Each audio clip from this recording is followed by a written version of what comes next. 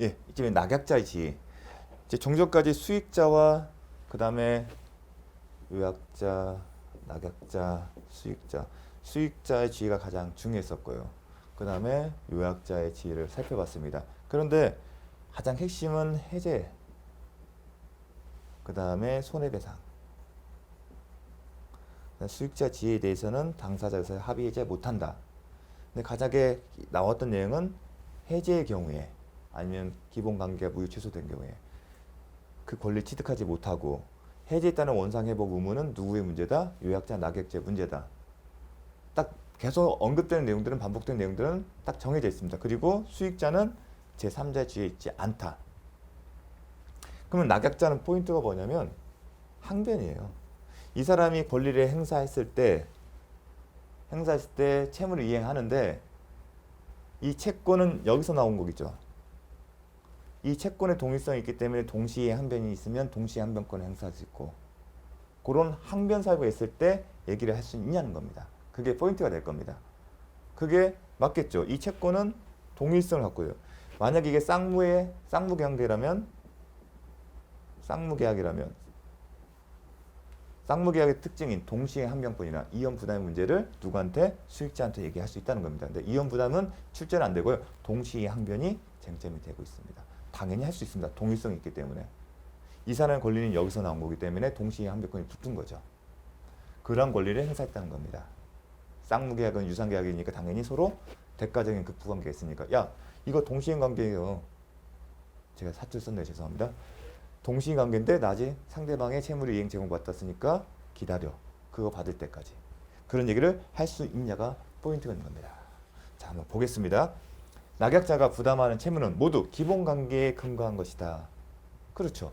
낙약자는 그 관계의 기한은 항변으로 즉 요약자에게 할 수 있었던 항변으로 누구한테? 제3자에게 대항할 수 있다. 동시행관계를 생각하시면 됩니다. 매매대금 채권을 줬다. 매매계약에서 이런 게 이해하시려면 제3자의 계약을 이 지문만 갖고는 되게 추상적이어서 어려워요. 뭘 생각하시면 매매관계. 매매계약 체결했다. 매매대금 채권을 3자에게 취득했다. 그럼 동시행관계는 뭐였지? 아, 소유권자 등기. 그럼 매매대금을 지급하려면 소유권을 넘겨받아야겠죠. 동시행관계니까. 그러니까 제3자가 낙약자, 즉 매수인에 대해서 돈 주세요 했을 때 무슨 소리야? 맞아. 나 지금 못 줘. 왜요? 동시행관계에 있는 소유권 이전 등기를 아직 격려받지 못했기 때문에 그 얘기를 할 수 있다는 얘기입니다. 낙약자는 특별한 사정이 일어난 요약자의 기본관계에 발생한 항변으로서 수익자의 청구에 대항할 수 있다. 자, 특별한 사정이 없는 한 동시에 항변권, 기타 항변권 같은 경우는 다 임의 규정이죠. 마찬가지로 제3자에 대한 계약 체결하면서 이러한 내용을 항변권 행사할 수 없다. 그런 내용들을 약정한 경우에는 당연히 못하겠죠. 그 얘기를 한 겁니다. 자, 542조 이렇게 있습니다. 채무자는 539조 계약에 기한 항변으로 그 계약의 이익을 받을 제3자에게 대항할 수 있다. 법조문에 있는 내용입니다. 이 내용은 출제가 잘 됐죠. 33회, 29회, 28, 26회. 한동안 안 나오다가 작년에 출제가 됐습니다. 낙약자는 가장 중요한 게 이게 항변권이에요. 계약에 기한 항변에는 자, 항변 사유나 동시에 항변권이지만 기본관계의 효력에 대해서도 항변할 수 있다는 얘기입니다. 제가 설명했죠. 계약의 불성립, 무효, 취소, 해제 조건 성취 등과 같이 제3자의 권리 소멸에 관한 사유는 물론 동시에 항변권도 포함된다. 그럼 항변 사유가 구체적으로 뭐냐? 아까 동시에 항변권을 언급했던 거고요. 그 외에도 이 채권, 수익자가 취득한 채권은 어디서 발생하죠? 기본관계에서 발생한 거죠. 그렇죠. 기본관계이기 때문에 이 기본관계가 무효, 취소, 그 다음에 불성립, 계약이 불성립, 어떤 경우다 의사표시 합치가 없는 경우, 그렇죠. 그런 경우는 자체가 효력이 없는 거죠. 성립이 안 됐기 때문에. 성립이 된 다음에 효력이 발생하는 거예요. 무효 취소는 효력이 발생했는데 무효 자체는 처음부터 무효가 되는 경우도 있겠지만 나중에 확정적 무효되는 경우도 있죠. 유동적 무효였다가 확정적 무효되는 경우.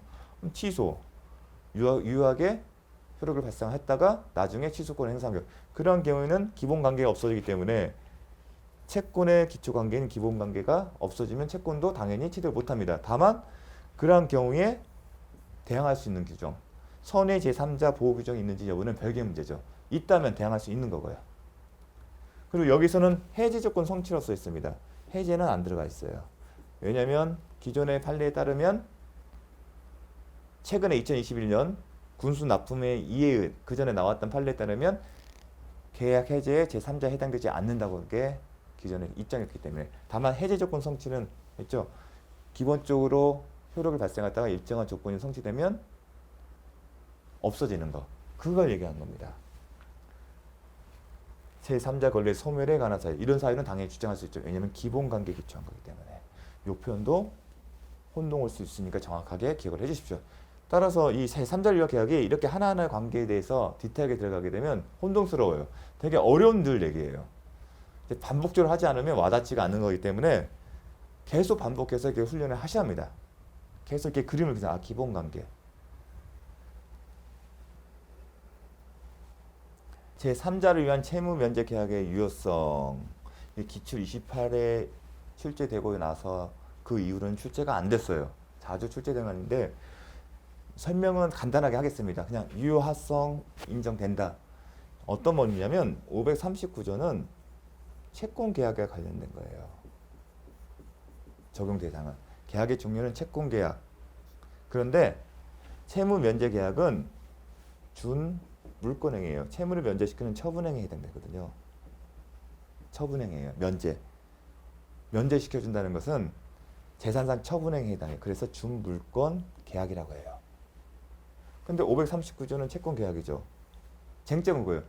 539조는 채권 계약만 대상인데 이러한 경우에도 539조를 적용할 수 있는지, 그걸 묻는 건데 대법원 판례는 유효하다고 본 겁니다. 그게 쟁점이었습니다.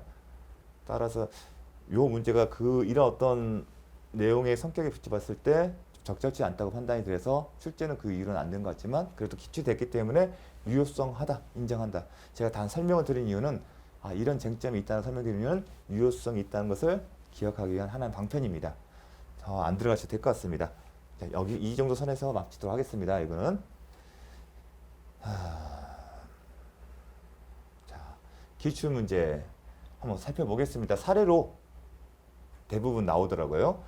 자, 갑은 자신의 부동산을 을에게 매도. 제가 계속 매매 계약을 예시를 드는 이유는 기출 문제 또한 매매가 나오는 경우가 가장 쉽습니다. 내기도 좋고요. 그래서 낸 거니까 한번 봅시다. 갑은 자신의 부동산을 을에게 매도하면서, 갑이 매도인이죠. 항상 이걸 써주셔야 합니다. 을은 매수인이에요. 대금 채권을 병에게 기속시킨다. 이렇게 나오게 되면 제3자를 위한 계약이라는 것을 아셔야 합니다. 여기까지 있을 땐 딱 매도인 매수인이죠. 근데 대금 채권을 병에게 기속시킨다. 제3자에게 채권을 직접 취득시킨다. 그러면 이렇게 써야겠죠. 여기는 요약자, 낙약자. 병이 수익자구나. 이렇게 표시를 하셔야 합니다.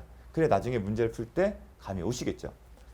대금 지급과 동시에 소유권이 대금 지급과 동시가 나오면 항상 동시행 관계다.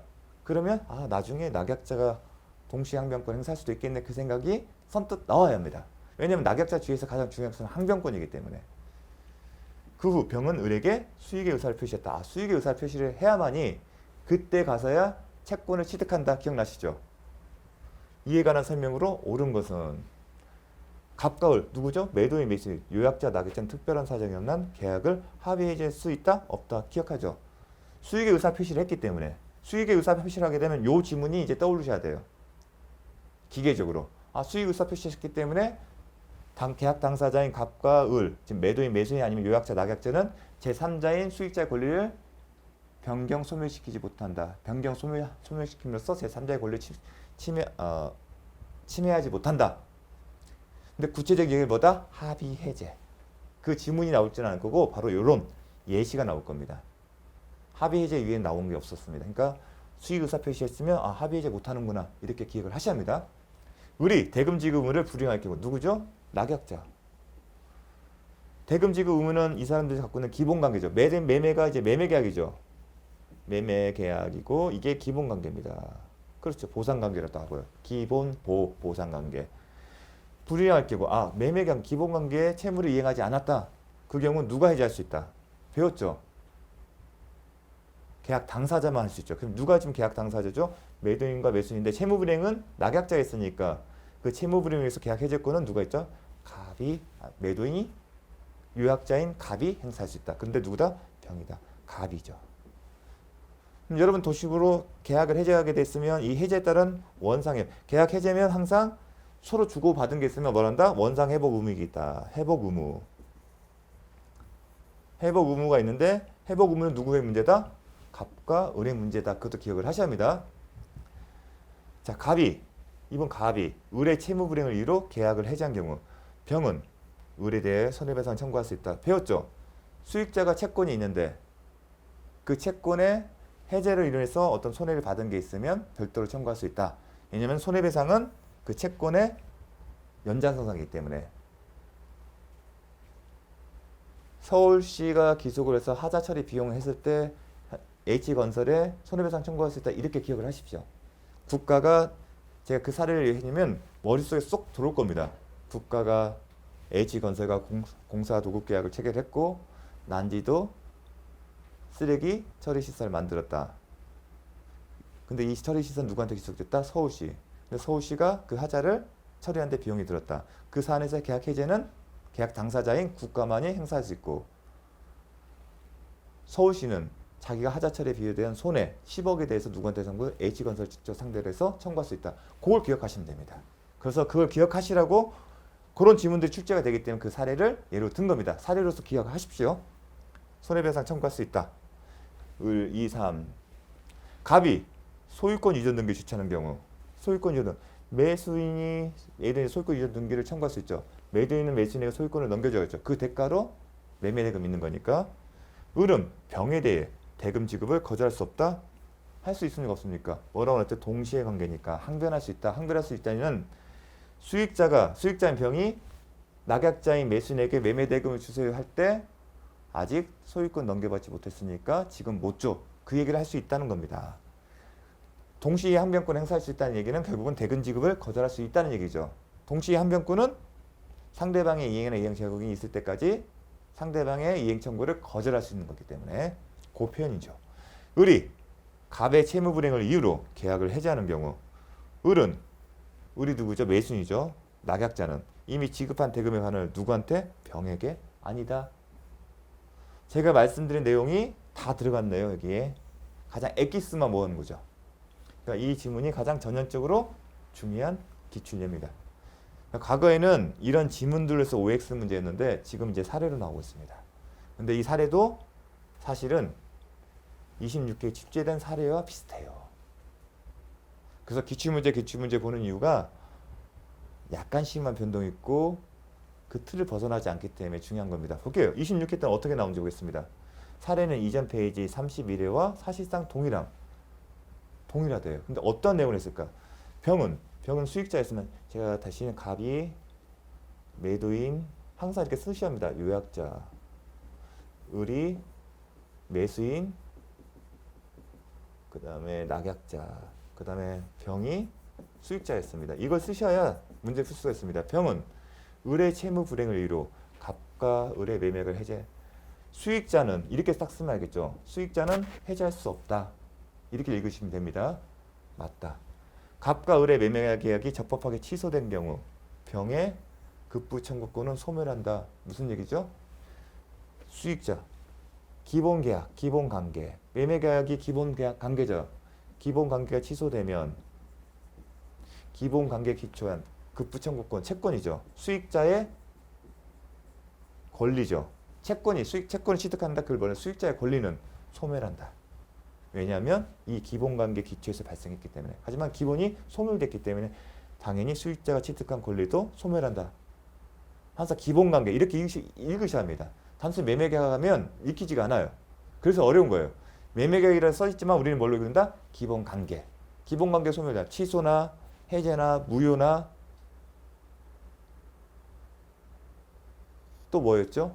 불성립. 해제 조건 성취. 기억하셔야 합니다. 갑이 을에게 매매계약에 따른 이행을 하지 않더라도 갑이 을에게 매매계약에 따른 이행, 소유권 이전 등기를 하지 않았다는 거죠. 특별한 사정이 없는 한 병에게 대금 지급을 거절할 수 없다. X다. 그러니까 이렇게 구체적으로 읽어야 합니다. 매매계약 때 이해가 하지 않는다. 갑이 을에게 소유권 이전 등기를 하지 않았네. 그러면 딱 떠오르는 게 동시항변권을 떠올립니다. 우리는 기계적으로. 시험을 준비하는 사람 입장에서는 그 얘기를 쓰는 거잖아요. 병에게 대금 지급을 거절할 수 있다? 아니다. 거절할 수 있다. 특별한 사정이 없냐면 원칙적 대부분 동시이행 관계이기 때문에 동시이행 항변권을 인정하지 않는 경우는 선이행 의무가 있는 경우인데 그게 특별한 사정입니다. 보통은 매매계약하게 되면 동시이행 관계가 원칙입니다. 병이 수익의 의사표시를 한 후에는 수익의 의사표시하면 뭘 뜻죠? 합의 해제 못한다. 그걸 또르셨죠. 갑과 을의 합의하에 권리를 소멸시킬 수 없다. 합의에 의해 병의 권리를 소멸시킬 수 없다. 이게 합의 해제예요.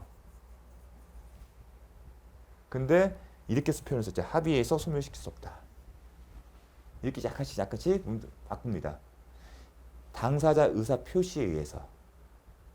근데 법정 해제권은 다르죠. 채무불이행은. 그건 일방적 의사 표시잖아요. 계약 당사자인 갑 아니면 을 혼자서 행사하는 거잖아요. 이거는 합의는 뭐죠? 당사자 갑과 을이 합치한 거잖아요. 그게 비교하셔야 합니다. 그런 개념을. 병이 대금을 수령하였으나 매매계약이 무효인겨. 매매계약이 부효가 되면 법리가 됐죠. 주고 받은 게 있으면 돌려준다. 근데 어떤 표현을 쓴다? 원상회복 의무가 아니라 부당이득. 그걸 물어봅니다. 판명된 기분 특별한 사정한 을은 병에게 대금 반환을 청구할 수 없다. 맞죠? 부당이득 반환의 법리가 누구 사이에 있다? 갑과 을, 계약 당사자. 그 얘기를 하는 겁니다. 자, 이렇게 설명 들으면 쉽게 와닿을 수 있지만 이 지문을 그대로 읽으려면 힘들어요. 그러니까 항상 이 관계, 기본 관계, 부당이득 관계의 당사자는 누구다? 이런 식으로 아시면 금방 답을 찾을 수가 있습니다. 되게 제3자를 계약이 되게 쉬운 건 아닙니다. 용어 자체가 익숙지가 않아서 그래요. 인맥 자체나. 그런 것들에 대해서는 이제 익숙하면 어렵지가 않은데 그래서 제가 요령껏 기본 관계다 그 포인트들을 말씀드렸습니다. 그리고 도식적으로 에어라고 했죠. 해제권, 손해배상, 채권에 기초한 손해배상 청구권, 항변권, 합의 해제. 거기서 벗어나질 않잖아요. 다만 문장의 단어들을 바꾸고 있을 뿐입니다. 자, 이로써 제3자를 위한 계약 마치겠습니다. 다음 시간부터는 계약 해제를 공부하도록 하겠습니다. 수고 많으셨습니다.